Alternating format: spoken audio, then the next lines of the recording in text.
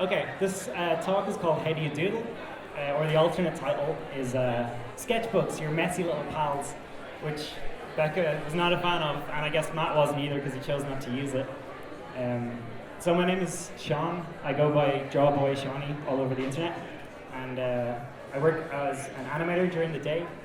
These are some shows that I've worked on, and in my spare time I make zines and comics. Yeah, so comics that look like this. This is about a guy who ordered too many t-shirts that are printed wrongly and then tries to sell them and pretend that they're limited edition. This is a comic about me buying dungarees that I've worn like 3 times, but made me feel like a real cool fashion dude. Yeah, I like weird, stupid, silly drawings, like the guy's falling off and ghosts in a recording studio. Oh yeah. You know, sometimes people you respect follow you on Twitter and it's like really terrifying because you have to be on your best behavior. You can't continue to be an idiot. Right, so Sarah asked me to do this talk because she knew I carry notebooks based on this comic that I drew a few years ago. At the time I was up to 9 books and now I'm up to 15. That's what 14 of them look like. They're A5 and they're a nice size to put into your pocket. You can kind of carry them everywhere, which I really enjoy. Okay, so the reason I started to carry notebooks is because of a comedian called Mitch Hedberg. All through college, like every day, lectures. I went to animation college, art college, and they told us that you should always be drawing and carry notebooks every day. And I was like, yeah, great, cool advice. Like, fully didn't do it, did not listen, but Mitch Hedberg is the reason that I eventually started to do it. He was this comedian who would do like one-liners, like rice is great if you're really hungry and you want to eat 2,000 or something. And I find that Duck's opinions of me are very much influenced by whether or not I have bread.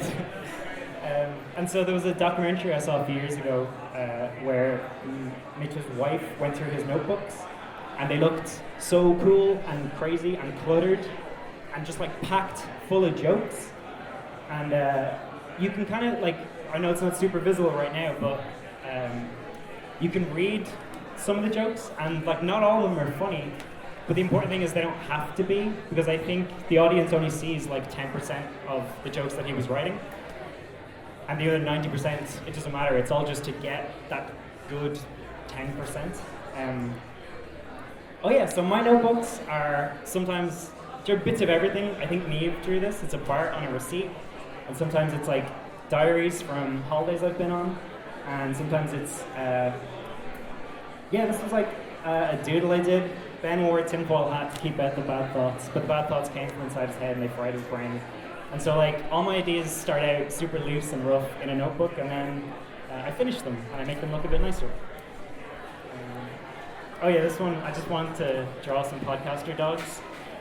And that doesn't look like dogs at all, but I'll remember, and that's important. That's enough. Yeah, just fun thoughts. I suppose the good thing about people who deny climate change is that eventually they'll go on fire. Oh, and then this is a comic I wrote about how sometimes you bump into people who you used to know, but all your information about them is based on like, 5 years previous. So it's like, hey, how's it going? You still working at that restaurant? And they're like, no, I've been in a bank for 5 years, and I would rather die than continue the conversation. My soul leaves my body. It's awful. Oh, and this is so when I drew that comic about my notebooks, it started out in my notebook. I like wrote a rough script and kind of started to thumbnail it, and then made it look nice. Okay, you're all wondering it. What is he doing? There's sometimes online I see people post these videos, they're sketchbook tours, and every page is like a work of art, and it's immaculate, and it's beautiful, and I think they're liars. I don't work that way, and I find it, I'm not sure anybody really does. I think what you're not seeing is the process work, and the rough ideas, and the development. I think that's the value of notebooks, and I think when all people are seeing is like beautiful works of art on every single page, it maybe puts an idea into people's head about what sketchbooks are. And you know, there's like a thing of people are afraid to draw on the first page of their notebook because it's like too valuable. I think that comes from the pressure of like feeling like every page has to be something great, right? But it doesn't. And I hope to prove that, I'm going to show you some of my like really bad doodles. Every time all my ideas start out in my notebook, and my work is quite, I guess, neat and like clean, but my doodles are the exact opposite. So like sometimes I'm just trying to design characters. I tend to, when I find something that I like, I put a little box around it with a highlighter so that I can find it quickly later. And yeah, so sometimes I write comic scripts, and again, like I go around them with a highlighter when I kind of have worked out something that I like. And this one is about sometimes when I'm walking my dog, people gesture like, oh, can I, as in, can I pet him? And I had an idea where a guy's smoking a cigarette, and he's like, oh, can I? And then gives the dog like a drag. I haven't drawn it yet. I mean, a lot of stuff in here I haven't drawn. I'm very slow. And I think the cool thing about keeping a notebook is I can just like sketch out an idea super quickly. Like these thumbnails on the end are like, I mean, that's like a 20-second drawing. And it's not a good drawing, but it doesn't matter because I'm going to remember that when I have time to do it. And sometimes like I work in animation, it gets really busy and I don't have a lot of time for personal work. But I never stop writing and I never stop noting down my ideas. And the cool thing about it is, you know, like a couple months down the line, let's say, when my schedule frees up a bit, I can just kind of go through my notebooks, and if I'm not feeling particularly inspired, I just like find something that made me laugh a month ago and then turn it into something. Okay, this is I bought a suit for my friend's wedding and I felt like James Bond, and this is so I wrote it in my notebook and then start to kind of like thumbnail it out and figure out a layout for the comic. And I like this drawing on the right, kind of manic looking. But basically, it always, I'm just trying to show you that it always like starts this way. It ends up looking like this, but it always starts rough and messy. And they're not good drawings, but they don't have to be, because they're serving like a bigger purpose. Yeah, this is, so I wrote a comic about, I actually drew this one. This is pretty rare. I draw a lot, I write a lot and then don't draw them. My aim is to draw them. I don't always have time. But this one is about how in primary school we'd be given like 30 minutes to do a task, and I would like race through it so that I could finish early and then play my Game Boy. And that's probably why I'm not very smart today. But yeah, so I turned it into this comic, and the idea is like I wish that working life worked the same way, and that if I hit my quota and if I hit my deadline, I can just kick back. But there's always more work to do. I feel like I should repeat that for the kids. Working life is a nightmare. Okay, this page again. I don't tend to draw in order. I just kind of, if I see a spot, I'll just do something. So this has kind of like 5 ideas in it. This bit,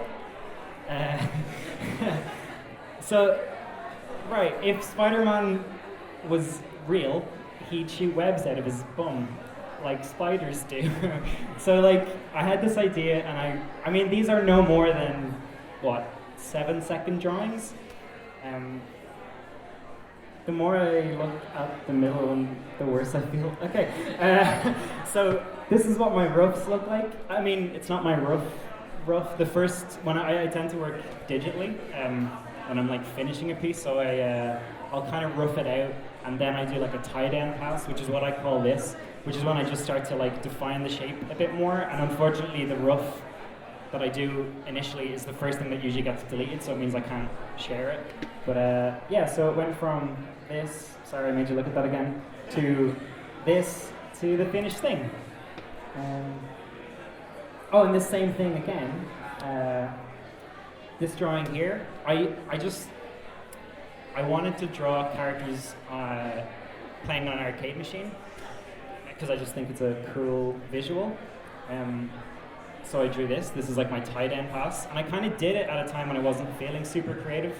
I kind of had a lot of brain fog, so I was finding it really hard to design the game for the cabinet. So I asked on Instagram if anybody had any suggestions. I would choose my favorite and turn it into the game. So someone suggested, I think, Pet the Puppy. So I turned it into Pet That Pup, and it works like a claw machine with an arm that comes in and out and goes up and down. And that's what the final thing looks like.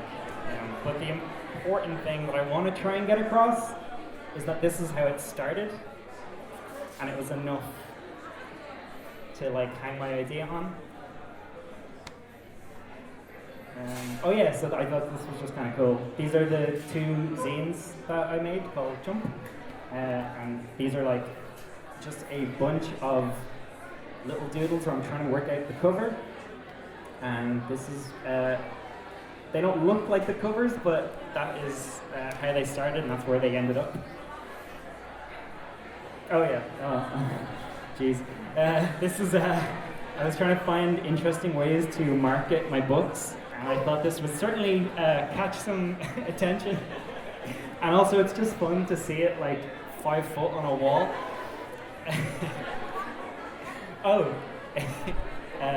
So, when I'm showing you this whole thing, it's not really important what it says. I know it's kind of hard to read, but I just want you, it's more about like the visual image of what my pages look like. It's messy and it's rough, and this is a comic about how when you start going out with someone first, you hold in all your farts, and then I haven't finished it. This is as close as I've gotten. But, you know, Becca told me that when I would leave her house, she'd fart a lot. And then I revealed to her that also when I was walking to the bus, I would too. And I think it's going to be good when I finish it. What is this? Oh, okay. Yeah, that's kind of not important. So in April this year, March, the Irish Times and teamed up with Straylines, Comic Lab, sorry. They held a graphic short story competition. So the brief was to write a 4-page comic, and it would be published in the Ticket, right, like a magazine. Okay, I didn't win, so I don't know. That sounds really bitter. I didn't enter. I planned to enter, and I ran out of time. When I was looking through my notebooks, I didn't end up scanning it, but I found this little drawing. It was like super rough. I drew it like 3 years ago, and I probably wouldn't have even known what it was, only for I wrote Bernard's Watch above it. Bernard's Watch was a kids show in the 90s about a boy named Bernard who had a watch that could stop time. And so I started to like try and write this story a few years ago. You know, what would I do if I had Bernard's Watch? And at the time, my thinking was I would stop time and I would get so much work done. And I would like finally like draw, like, you know, I finally get around to making music. And but I could never really find a way to make the story work. So I kind of just put it to the side, and every so often I would think, oh yeah, I got to find a way to include that. So when it came time to write a story for the short graphic, it's like too many words in a row, I can't remember the title of it, but the graphic short story competition. I had just read Slaughterhouse-Five by Kurt Vonnegut, and it's a book about a soldier who was witnessed the firebombing of Dresden, and so it's kind of this, the book, he experiences his life out of order as kind of like a metaphor for PTSD, and so like, it really kind of screwed up my perception of time for a while. And so I kind of combined that with the Bernard's Watch idea and wrote this 4-page thing about time and how we use time and how we don't live in the present and how we always are trying to find more time. And so this is how it started out anyway. It was just super messy and I just needed to get it out on paper. This is like the first time I ever wrote it in 22nd of January. And so yeah, I'm just like, I start to thumbnail it and I'm just like trying to work out the structure of the story. And then eventually I got it together to where I was able to write a script, the final draft. I can just show you the comic, so I'm not going to read it. Basically, I printed out the script and I annotated it. And I just figured out which... I figured out what the images would be to accompany the words that I had written, and I just spent a while like thumbnailing it out.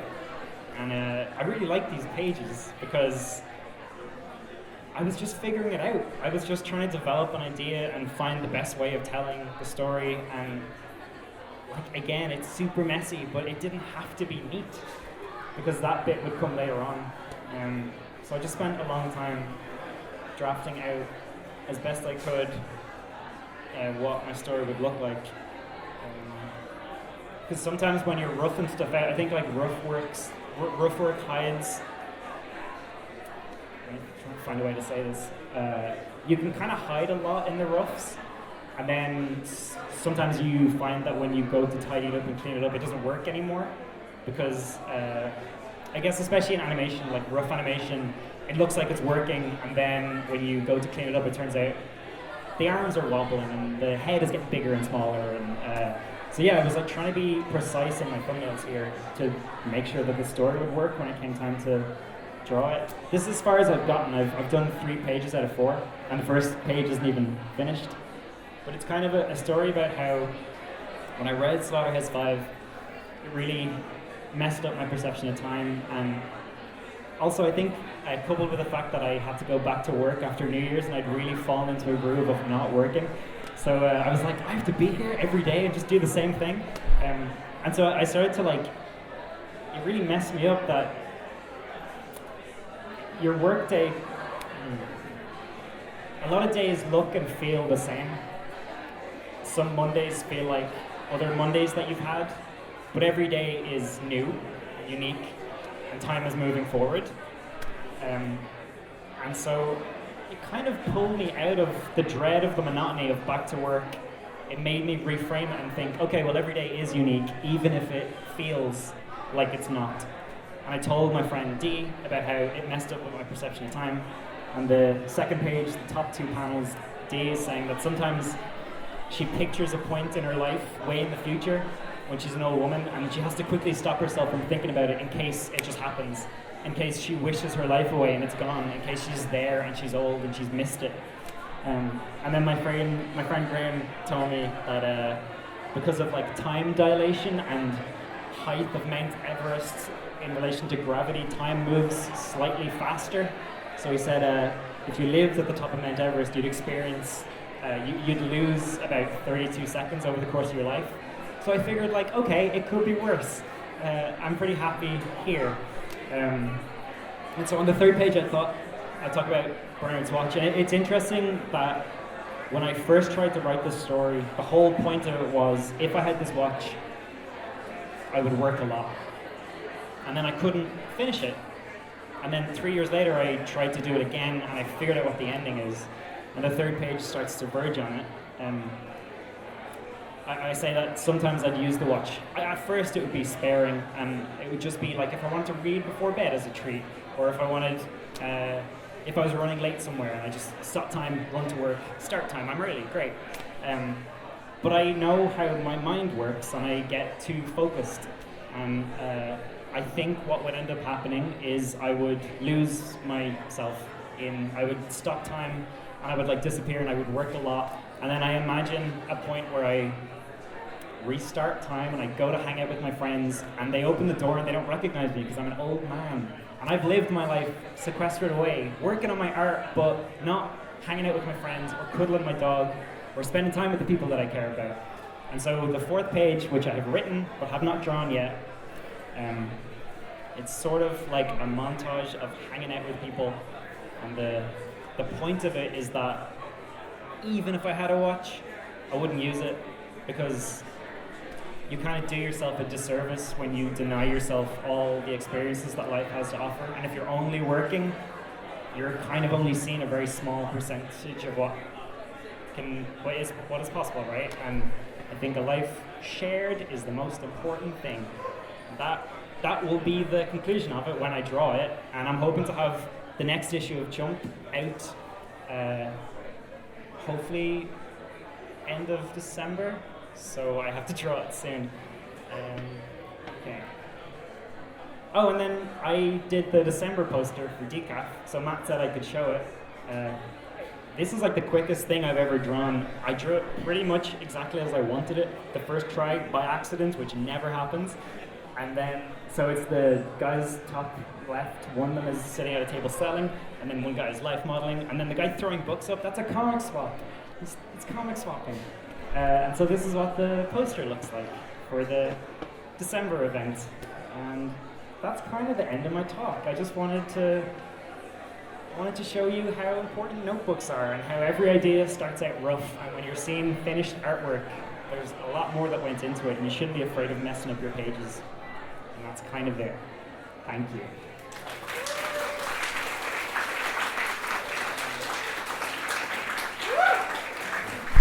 Thank you, Paul, my cousin.